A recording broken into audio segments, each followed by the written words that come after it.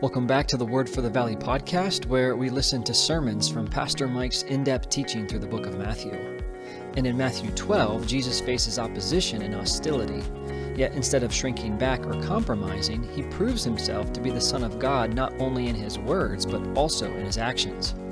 What sets him apart is that adversity doesn't diminish his character, it magnifies it. Today, we're going to look at how the challenges Jesus faced actually revealed the heart of God more clearly and what that means for us as his followers. Let's follow along with Pastor Mike at chapter 12, verse 15.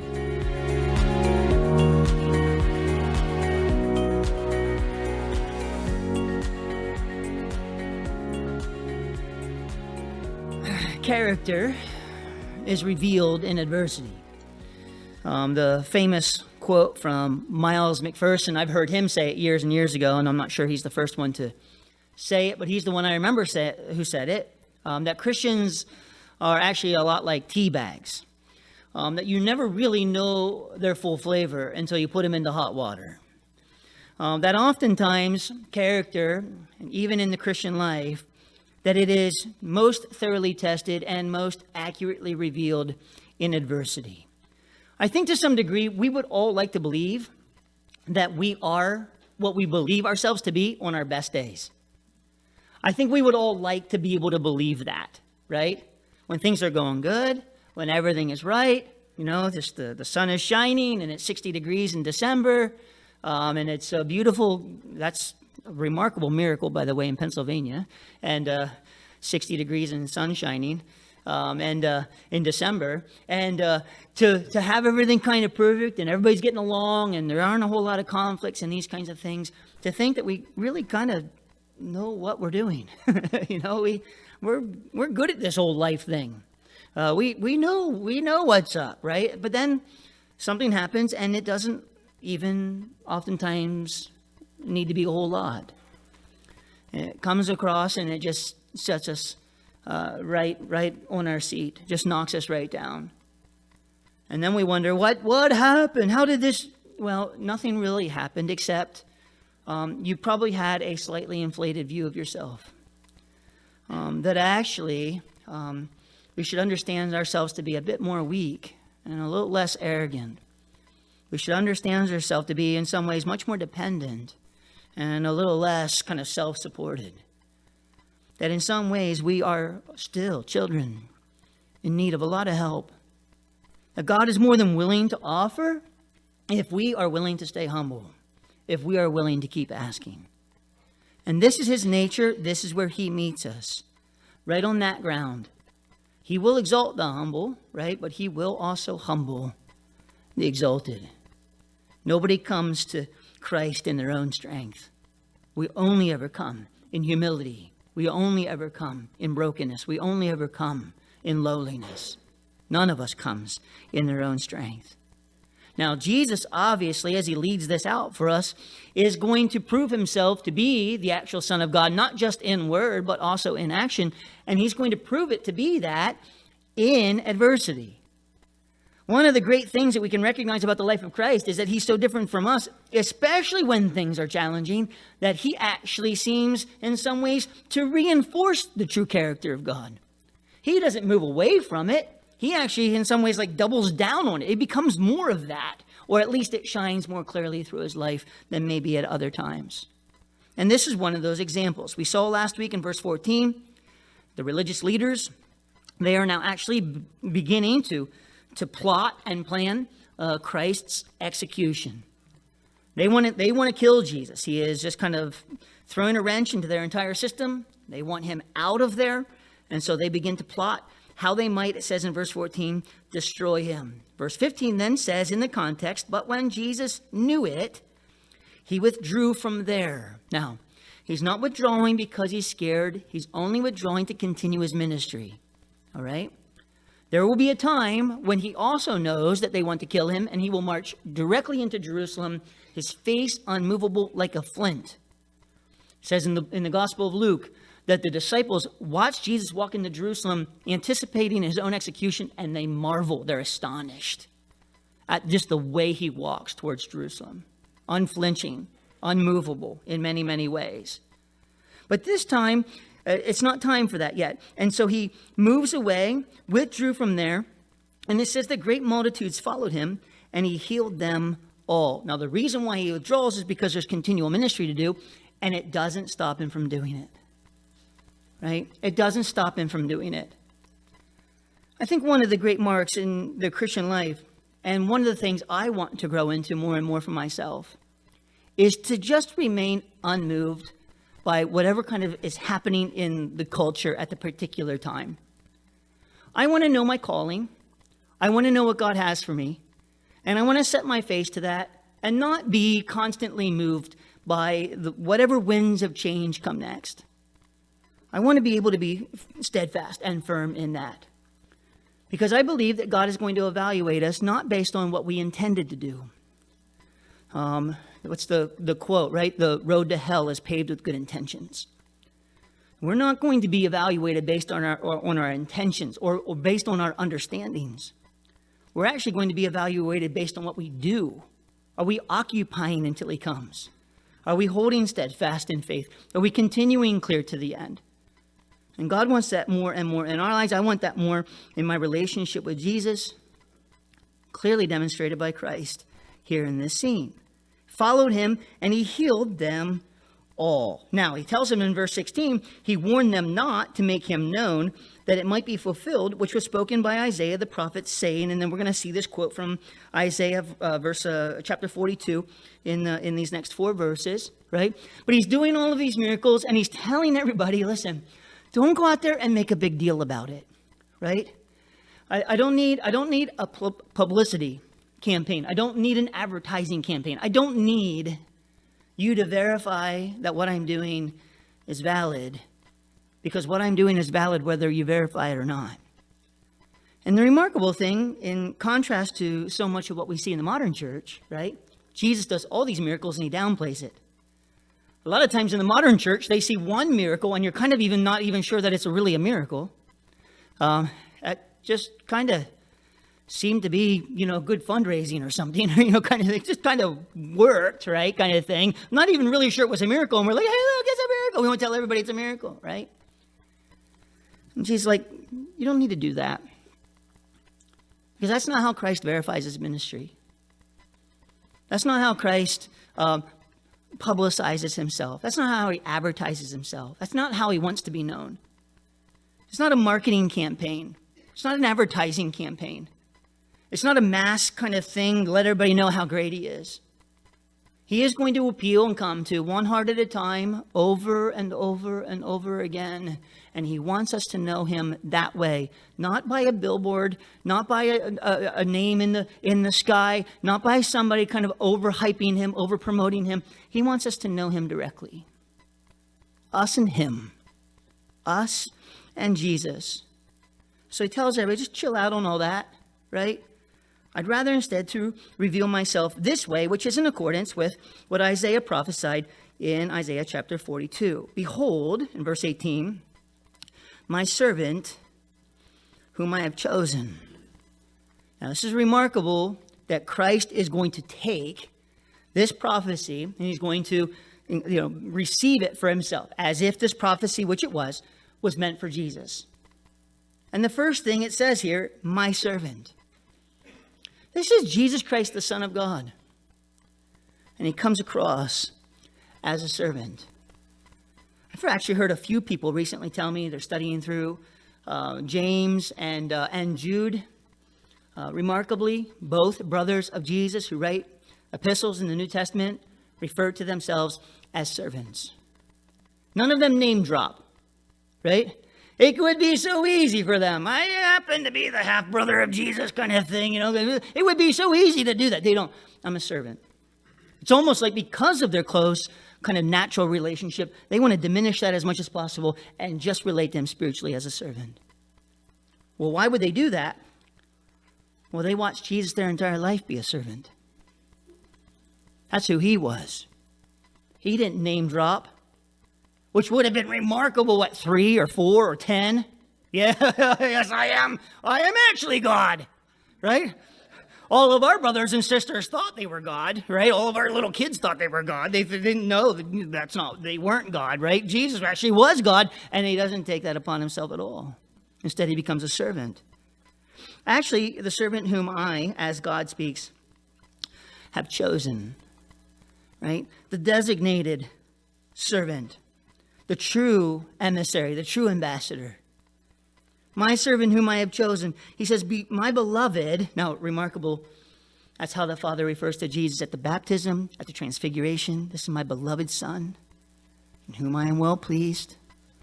My beloved, in whom my soul is well pleased. In whom my soul is well pleased. There is a world of difference in anybody's relationship with God.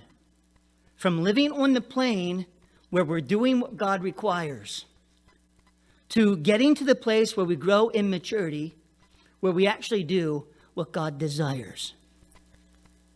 It's not just, I'm okay, I'm doing exactly kind of what I'm told to do, I'm following the rules, I'm not breaking any laws, I'm doing exactly kind of what's required in my relationship with God. A lot of Christians try to figure out where the line is and live right up against it. Well, I'm allowed to do that. Nowhere in the Bible says I can't do that. Right? Show me a verse, show me a verse, show me a verse where I can't do that. Yeah, but wisdom, sincerity, pleasing God, right? To be able to follow through on your calling, to be able to be a witness to your family, to your children. It may, all things are permissible, but not all things are beneficial.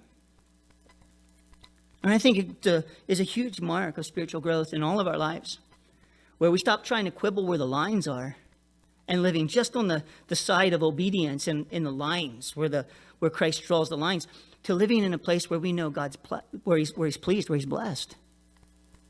Right? As a parent, it's a whole different world. Kids are following the rules, they're doing exactly what's told of them, right? And actually, kind of the more rebellious the nature of the child is, the firmer the rules need to be. The more the rules need to be. If the child keeps pushing up against the rules, they keep needing rules, right? Some kids, they don't need a whole lot of rules, right? I remember Joe Foach saying that when they moved into their new house one time, one of their kids, they're actually a moving party, one of their kids stuck their head through the railing of the stairs that was going up and down the steps, which really impeded kind of the entire moving project. You can't carry stuff up and like step on this kid here who's got his head stuck through the railing, right? And he's like, I didn't realize that I would have to give an instruction moving into a new house, right, to not stick your head through the railings of the steps. I didn't realize that. One kid, he was, I think, in his bedroom, and he had pulled on the drywall before he was done. He kept hiding it, but before he was done, he had like this hole in the drywall. He just kept picking at it and flaking at it and picking at it. Just then it kept growing and growing, and then he would hide it and kept growing and growing. Finally, Joe realized, I need to make another rule. Don't put holes in the drywall by picking the little flakes and stuff off. I just had to make another rule. Some people require a lot of rules. And I think early on in your life, when you're little and when you're young or when you're immature, that's fine. But as you grow along, you should move past that, where you don't need a whole lot of rules. The phrase I use oftentimes is those who understand the principles need no rules. If you're willing to live submissive lives, if you're willing to live obedient lives that just desire to please God, you're not going to need a lot of rules. You're not going to be even that close to the line. And Jesus, he lived his entire life, not trying to figure out where the line is, so that he would be obedient. He lived his entire life in devotion to God so he'd be pleasing. Paul says in 2 Corinthians chapter 5, he says, we make it our aim. Kind of his mission statement in life. We make it our aim to be well-pleasing to him. That's what drove Paul. He wanted to have the sense of God's smile. He wanted to have the sense of God's pleasure. He wanted to know that God was pleased with him. Not just, okay, I can do it and get away with it. That God was happy with this. Actually, he preferred it. Right? He preferred it.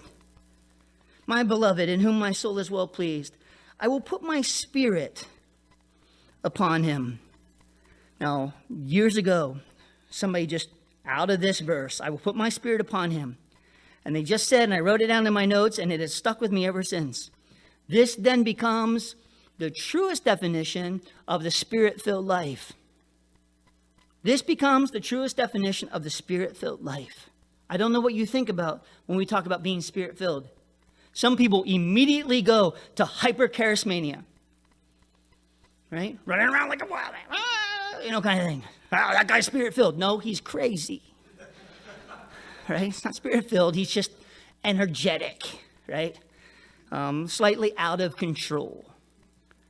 The true Spirit-filled life is going to look like Jesus. It is going to look like Jesus. Now, some of us, we might be a little bit more hyper in so doing, right? It's okay. There's personality and room for all of that in the body of Christ. But ultimately, it's going to lead to the love of Jesus Christ, which is demonstrated in self-sacrifice, not in crazy outward demonstrations of being quote-unquote Spirit-filled, which I think is oftentimes a misnomer.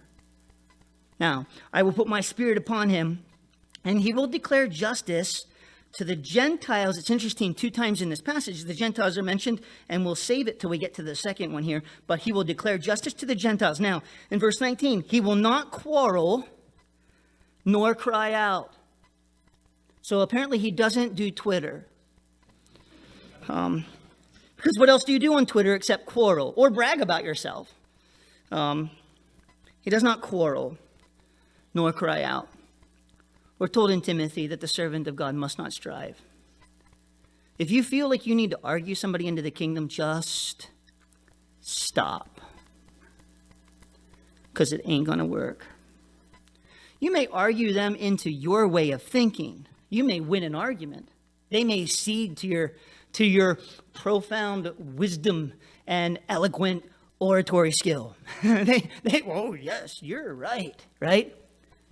But if you want them to get to know Jesus, that happens on a different line, where the truth is declared, and then they have the opportunity of either saying yes to it or no to it. In regards to being a witness, our great desire is not to win people. In regards to being a witness, our great desire is to be accurate so that Jesus can win them. We just want to say the truth as clearly as possible so that they know what they're dealing with, not in some ways prove to them or win their minds or their understandings so that they agree with us. That's the last thing we need or want. We want them with Jesus. He will not quarrel. He will not cry out. He will not cry out. This always comes back to me in this verse. Years and years ago, we were in Williamsburg on the battlefield in one of those tours. We're walking around the battlefield years and years ago, and it happened to be a Sunday. It's okay. It's okay. Touring the battlefield on the Sunday, and they were having church in one of those little kind of churchy things they have down there in Williamsburg. I think it was actually a real church that met there still in that place. I remember it was hot. And they were saying, like, there's no air conditioning in that building, but they had to close the doors because of all the people walking by. So like, that is an oven. That is a little bake oven in there, right? And so we were walking by this church, and all I can remember is the voice of the preacher on the inside, screaming his guts out. You could hear him from the street outside, right? And I don't think there was amplification. It was kind of rustic kind of setup. You could hear him on the outside almost as well as you could hear him on the inside of the building. Maybe a little bit better because some of the noise had dampered down a little bit kind of thing. And I just thought, those people are getting beat up every single way possible this morning at church. I hope they feel good about it when they go home, right? It's just like a sweat lodge, bake oven, screamo fest kind of thing. And then I just thought of this verse. He did not cry out. Jesus did not have to yell at people in an effort to win them. Now, this doesn't mean that he never raised his voice. Don't get that idea either, right? I'm only a perfect parent if I never get excited or I never raise my voice, right? It's just not true. John chapter 7, verse 37, Jesus cried out, he yelled, he screamed. There are times where, to get somebody's attention, it might be good to see. Now, listen, I don't know if that was the Lord. that might have just been me. You have to figure all that out on your own. But there is a time for that. Listen, if I'm a wrestling coach, I don't coach kids going, now guys. I just don't do that, right? There's a time you got to raise your voice. They should hear you, at least first and foremost, right? So it's not a sin to raise your voice. It's not a sin to yell. The problem is, if your only authority comes from a raised voice, you don't have any authority at all. If you have to beat your children for them to listen to you, you don't have any true biblical authority. You're actually demonstrating something more of the enemy. You should just stop. He will not quarrel, nor cry out, nor will anyone hear his voice in the streets. I wrote down in my notes this week, we must be careful not to mistake quiet for stupid or gentle for weak. God's ways are often quiet and gentle, but as wise and as powerful as there is. Do not mistake quiet for stupid or gentle for weak. Oftentimes, the strongest people don't need to yell because they know they're right. And so, take it or leave it. It's up to you. He will not quarrel, nor cry out, nor will anyone hear his voice in the streets. A bruised reed he will not break. Now, a reed is basically a stick, but it's hollow. And if it bruises, oftentimes by a strong wind, it gets bent over. It's not like a grass where 2 days later, with a little bit of sunshine and some light breeze or enough water, where it will stand back up and be strong again. I wish sometimes during the summer that my grass was a bruised reed, right? That if the wind came or whatever, or the mower, it would just lay down for the rest of the summer and I wouldn't have to mow it again. I kind of wish it would be like that, a little bit maybe, right? But it keeps coming back and keeps growing and keeps getting strengthened again. Reeds are not that way. Reeds are hollow, so when they get bent or bruised, they never restore to their original strength. They remain kind of perpetually weak. And basically then, it's just a matter of time until that part of it dies. Well, it gets cut off, dies, or something, and gets removed, because it will never get restored to its original condition. Well, what the prophet Isaiah is saying here, and Matthew is quoting, referencing Jesus, is that he does not come along and just snap off a bruised reed. A broken life, a bent life, a bruised life, he does everything possible to re-strengthen it. He does everything possible to re-strengthen. And this is a beautiful thing about the Lord, because there are a lot of bruised lives. I am amazed over and over again at just the statistics alone, not even the personal stories. The statistics alone of hurt, abused, neglected people, children raised without fathers, people hurt from before they can even remember.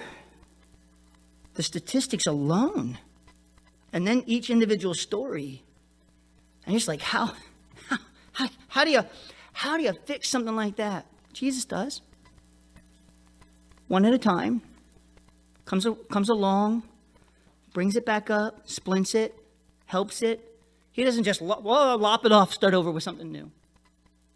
He does everything he can to not break that bruised reed, or put out a smoking flax. A smoking flax is something that apparently is burning, but only enough to produce a smoke. It's not actually producing a fire. He doesn't come along and then just dump water on it and, okay, I'll just forget it. I'll go find some other kind of kindling. No, he'll come along and he'll pick it up. He'll blow upon it. He'll nurture it. He'll take care of it. He'll try to bring whatever embers of life, whatever kind of small symbol of hope. He'll breathe into it. He'll work with it. The broken and the burnout seem to be exactly who Jesus does his best work with. He does not break a bruised reed. He does not quench a smoking flax. Ultimately, till he sends forth justice to victory. Now, it's the second time it says it in this passage. I think it's important for us to realize that he will declare justice to the Gentiles. He sends forth justice to victory. Jesus does and will, if we allow him, win even in these lives. Not by quarreling, yelling, crying out, not by any of that stuff, but by coming along to the bruised reed and the smoking flax and coming along and building them back up. He will prove himself to be victorious. Jesus can win in that life. He can win in that life. Don't ever, I'm not me, there's no way I can do this. And you can't do it. You can't do it. You can't do it. You don't have to do it. He can do it. He can do it. Trust him. Let him. Breathe some form of life back into that smoking flax to strengthen the bruised reed. He can do it. And in his name, the Gentiles will trust. Now, Jamieson, Fawcett, and Brown, kind of in summation to this passage, have this quote. Let the servants of Christ then not estimate the value of the work done in his service by the sound of their movements and the noise of their machinery. Never measure the work of God by the size of the congregation. Never once do it. Not done by in his service by the sound of their movements or the noise of their machinery, but by the steady, silent purpose and persistent activity with which they prosecute the work given them to do. Now read that again, all in one thing, because I interrupted the quote with my comment. Let the servants of Christ then not estimate the value of the work done in his service by the sound of their movements and the noise of their machinery, but by the steady, silent purpose and persistent activity with which they prosecute the work given them to do. The true servants of God, in the same way as Christ, are not measured by the kind of the loudness, the flamboyance, the bigness of their presentation, but by the ongoing steadiness of their walk. Don't tell me. Show me. Make your life a blessing by giving it away in the service of Jesus Christ. That is the true demonstration of a follower of Jesus Christ. Don't tell me. Show me. What has God called you to do? And get after that for the next whatever years of your life. Being unhindered, unmoved. All right, what we learned today is that the true servant of God, like Christ, are measured by steady faithfulness. Not just saying it, but living it. Making their life a blessing by giving it away in service to Jesus. So here's the question. What's one steady step of faith you can take today? All right, I hope you can tune in next time. This is the Word for the Valley podcast. So long, everyone.